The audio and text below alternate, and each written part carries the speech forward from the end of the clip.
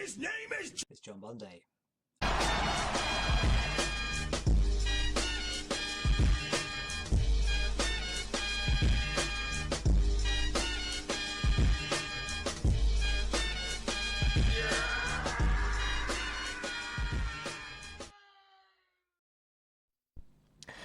It is Friday the 11th of July and RPG number 7 is finished, and it is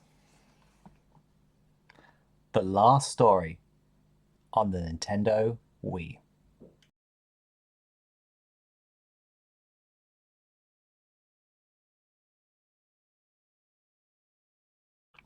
So this is my copy that I didn't own this back in the day. I got this earlier this year, I think it was.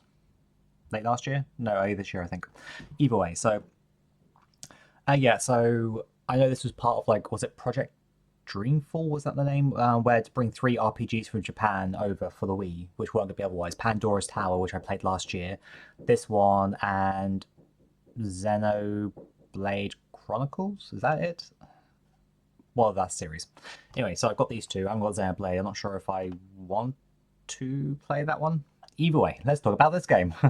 So yeah, I play this completely. Yeah, that was again. I played this about 20 hours, so I really have been hammering this for the last week.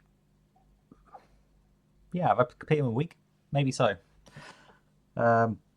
Maybe from the previous weekend, but yeah. So with this, I get the feeling they probably weren't originally developing it for the Wii, but I think Nintendo probably picked up the publishing rights, and so they had to scale it back. The reason I say that is the amount of times that you start to experience frame rate issues because there's just too much happening on on the screen, pretty much, and the amount of like textures which have been made lower res as well, quite obviously. So I think that maybe they were thinking this might be going to be released on like the PS3 or the 360 or something, but then it got on the Wii and they had to like give it a bit of a downgrade.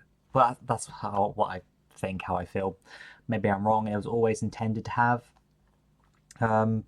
be for the Nintendo Wii, but yeah.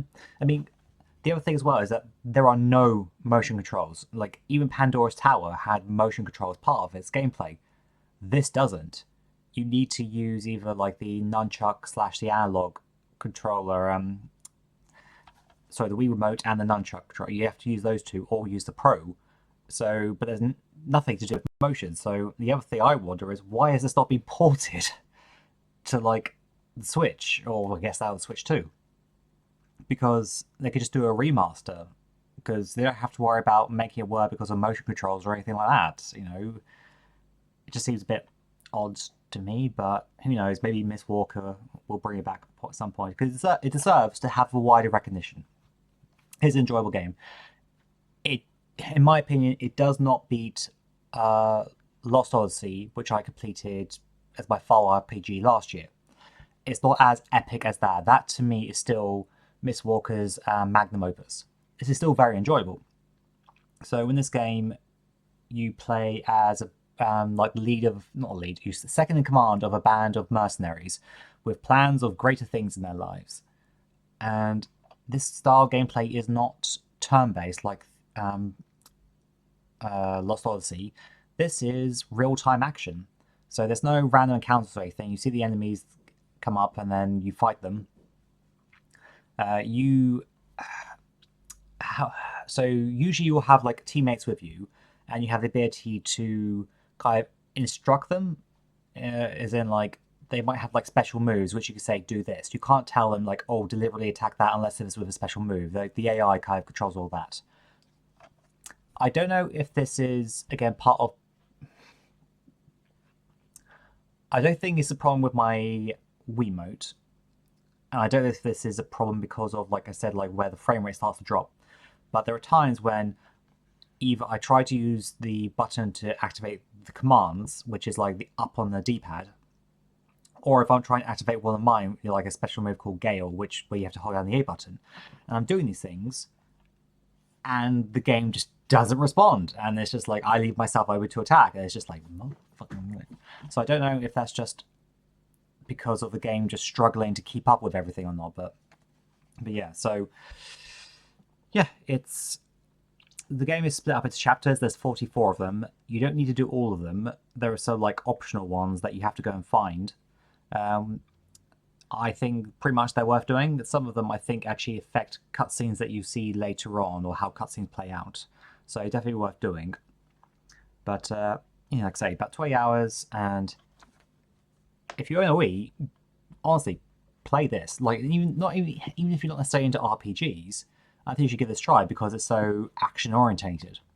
You have the ability also to like you'll find different weapons and equipment. You can also buy them, but I just use what I found. And then you can upgrade them as well.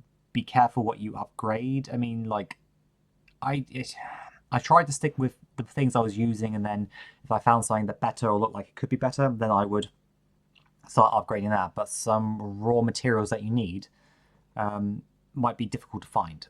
But yeah, so yeah, definitely worth playing. I really enjoyed it, and yeah, it's a good excuse to play the Wii. So yeah, until next time, I will catch you all later.